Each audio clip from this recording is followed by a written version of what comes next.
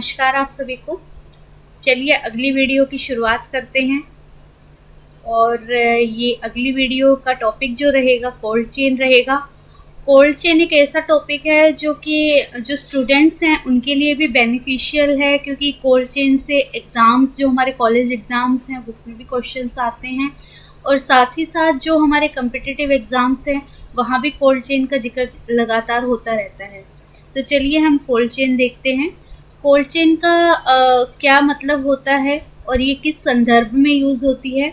सबको पता होगा कि कोल्ड चेन क्या है, वैक्सीन्स के लिए यूज़ होती है। वैक्सीन्स को स्टोर करने का एक प्रॉपर टेम्परेचर होता है।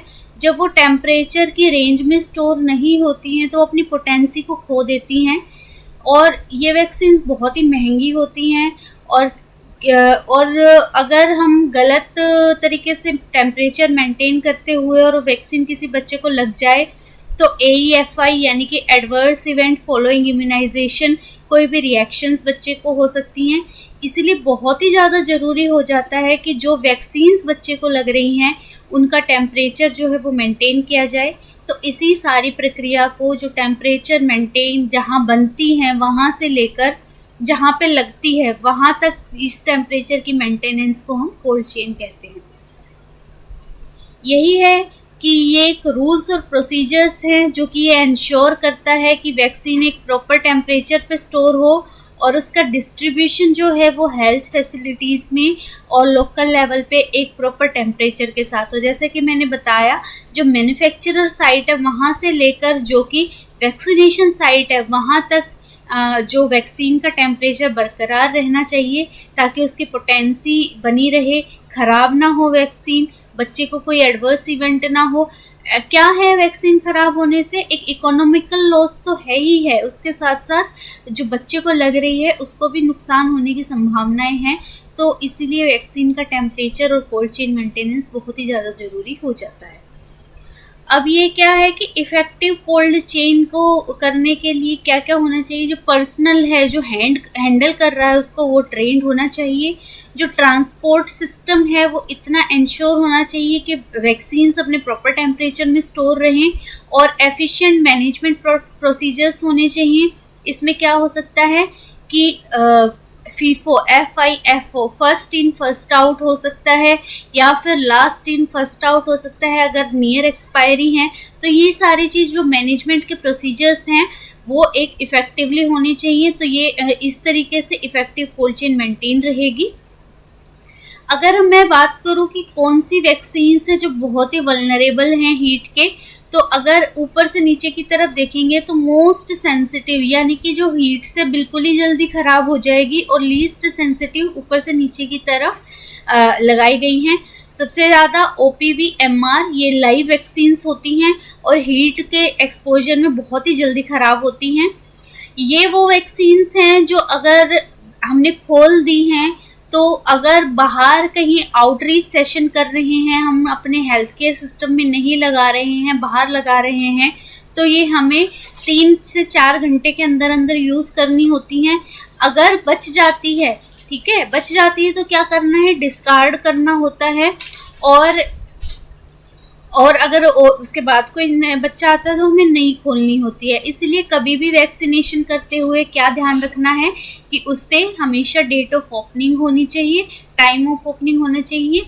और ये लाइव वैक्सीन जो कि हीट सेंसिटिव हैं, ये हमें जो है जल्दी 3 से 4 घंटे में डिस्कार्ड कर देनी चाहिए।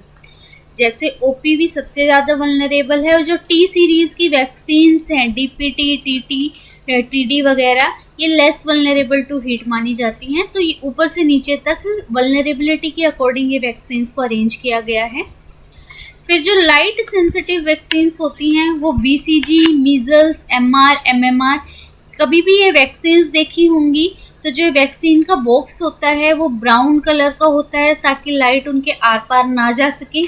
बहुत ज़्यादा लाइट के कांटेक्ट में आने से, लाइट का क्या मतलब है, सनलाइट वगैरह है जो, उसके कांटेक्ट में आने से वैक्सीन जल्दी ख़राब होती है। तो ये लाइट सेंसिटिव वैक्सीन्स हैं, BCG, MR और MMR, मीज़ल्स वगैरह। फिर अगर स्टोरेज की बात है तो मोस्टली वैक्सीन्स 2 से 8 डिग्री टेम्परेचर पे स्टोर होती है। हालांकि जो पोलियो वैक्सीन होती है वो -20 डिग्री सेल्सियस पे स्टोर होती है, और जो टी सीरीज़ वाली वैक्सीन्स होती हैं वो कोल्ड कंपार्टमेंट में स्टोर होती हैं। और जो मैंने बताया कि कुछ कुछ वैक्सीन्स -20 पे, पोलियो वैक्सीन का ध्यान रखना है, एग्ज़ाम में क्वेश्चन ध्यान से पढ़ना है कि जो डिस्ट्रिक्ट स्टोर्स होते हैं या फिर जो स्टेट के स्टोर्स होते हैं वहाँ पे ये -20 में स्टोर होती है। और जब ये हेल्थ केयर फैसिलिटी में आ जाती है तो ये 2 से 8 डिग्री में स्टोर होती है और 1 महीने तक अपनी पोटेंसी जनरली नहीं खोती है। तो ये चीज़ ध्यान रखनी है। और सारी वैक्सीन जो मैंने बताई हैं मोस्टली कितने 2 से 8 डिग्री में स्टोर होती हैं। और जो मैंने बता चुकी हुई है कि रिकॉन्स्टिट्यूटेड का मतलब है जो कि पाउडर फॉर्म को हम मिला चुके हैं उसमें लिक्विड, और हम उसको वैक्सीन फॉर्म में बना चुके हैं, वो 4 घंटे के अंदर यूज़ होनी चाहिए। और अगर बच जाती है तो उसको थ्रो करना है। थ्रो मतलब एकदम से नहीं करना है, अभी मैं आगे बताऊंगी। रिवर्स कोल्ड चेन भी एक चीज़ होती है, वो आगे डिस्कस करेंगे। वो क्या होती है कि वैक्सीन्स को हम थ्रो नहीं करते हैं, उनको हम 24 से 48 घंटे तक अपने पास स्टोर रखते हैं और उसके बाद थ्रो करते हैं। क्यों ऐसा होता है? ताकि हम हर बच्चे को वैक्सीनेट कर रहे हैं, उसकी एंट्री कर रहे हैं। अगर किसी को कोई भी एडवर्स रिएक्शन होती है तो ये देखने के लिए कि कौन सी बैच नंबर की वैक्सीन से लगी थी और क्या कोई दूसरे बच्चे भी हैं जिनको उस बैच की वैक्सीन से लगा है, तो उनको भी कोई रिएक्शन तो नहीं हुई है। तो इसको रिवर्स कोल्ड चेन कहते हैं कि यूज्ड वाली जो वाइल्स होती हैं उनको हम वापस से हेल्थ केयर फैसिलिटी में 48 से 72 घंटे के लिए रखते हैं, just to see AEFI, that is adverse event following immunisation. फिर जो ILR होते हैं आइस लाइंड रेफ्रिजरेटर्स। इनमें हम जनरली अपने हेल्थ केयर सिस्टम पे वैक्सीन्स को स्टोर रखते हैं।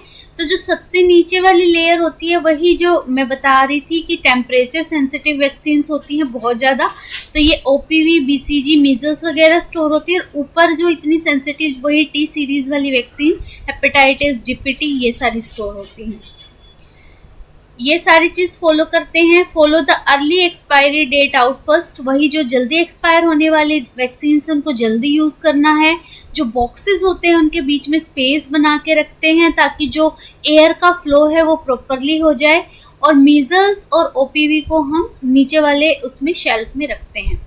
स्टेट लेवल पे देखिए रेफ्रिजरेटर ट्रक्स होते हैं, walk in freezer, walk in cooler, ये स्टेट लेवल पे होते हैं, इनके अंदर वैक्सीन्स को स्टोर रखा जाता है।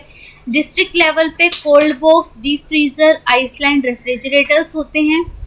और उसके बाद हम अगर प्लानिंग यूनिट मतलब छोटे वाले डिस्पेंसरीज वगैरह की बात करें तो वहाँ ये कोल्ड बॉक्स होते हैं, वैक्सीन कैरियर्स, जहाँ पे आउटरीच सेशन में अगर हमारी ANMs जाती हैं वैक्सीन लगाने तो ये वैक्सीन कैरियर्स को उठा के ले जाते हैं, जिनके अंदर क्या होते हैं, आइस पैक्स होते हैं। वैक्सीन के बेसिक्स क्या हैं वही बार बार बात कर चुके हैं, फर्स्ट इन फर्स्ट आउट और first to expire first out. जो एक्सपायर होने वाली हैं उनको पहले यूज़ करना है। टी सीरीज़ की वैक्सीन्स को कभी भी फ्रोज़न नहीं करना है।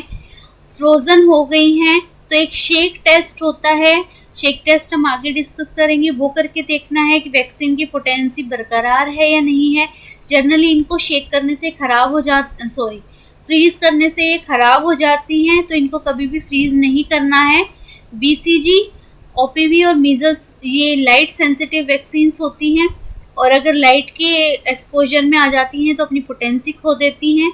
और वैक्सीन्स के ऊपर VVM होता है, वैक्सीन वाइल मॉनिटर, जो कि कलर चेंज हो जाता है। अभी पोलियो वैक्सीन के अंदर भी होता है। कलर चेंज होना ये इंडिकेट करता है कि वैक्सीन ख़राब हो चुकी है और यूज़ के लायक नहीं है। फिर आप शेक टेस्ट की बात करते हैं।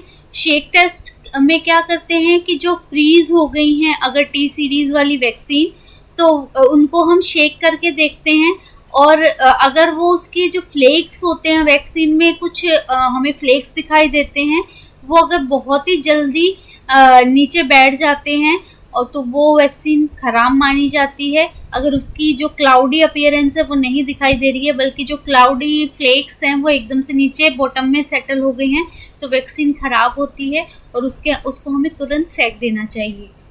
तो ये सारा था एक जस्ट हम बता देते हैं कि क्या क्या है।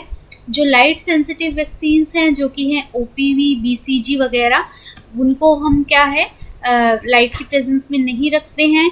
और अगर आइस पैक की बात करूं तो उनको पिट में रखा जाता है। आइस पैक में 2 गड्ढे बने हुए होते हैं, उन गड्ढों में उनको वैक्सीन्स को, लाइट सेंसिटिव वैक्सीन्स को, और वो टेम्परेचर भी उनका बहुत जल्दी जो है मेंटेन करना ज़रूरी है। लाइव वैक्सीन्स होती हैं तो उनको हम अच्छे से प्रिजर्व करके रखते हैं। सारी वैक्सीन्स जो हैं वो प्लानिंग यूनिट मतलब जहाँ पे लग रही हैं वहाँ पे 2 से 8 डिग्री पे स्टोर होती है। इवन पोलियो वैक्सीन भी।